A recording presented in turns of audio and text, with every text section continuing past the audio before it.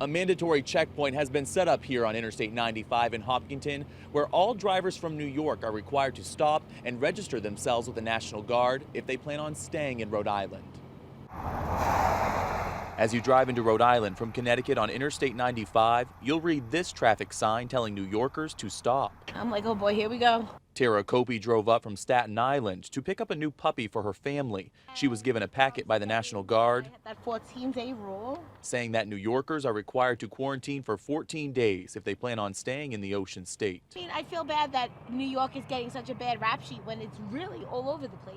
The ACLU of Rhode Island called the order by Governor Raimondo unconstitutional, a claim she disputed Friday, saying it's what needs to be done with New York City just 180 miles away. It's consistent with all the guidance we're getting from the federal government and from experts, and it's what I know to be necessary in order to keep Rhode Islanders safe. Some New Yorkers, like Michael Chavone, traveled to Rhode Island from New York City before the governor's announcement. It made sense to get out of there while I could.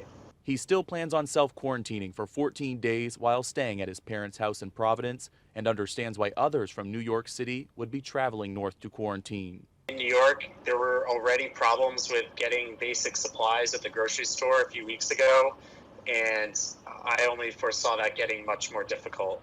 Starting Saturday, the National Guard will be doing the same work, but going door to door. Governor Raimondo says that will be happening in Rhode Island's coastal communities, where those staying from New York will be asked to quarantine for 14 days. In Hopkinton, I'm Rob Nesbitt, Eyewitness News.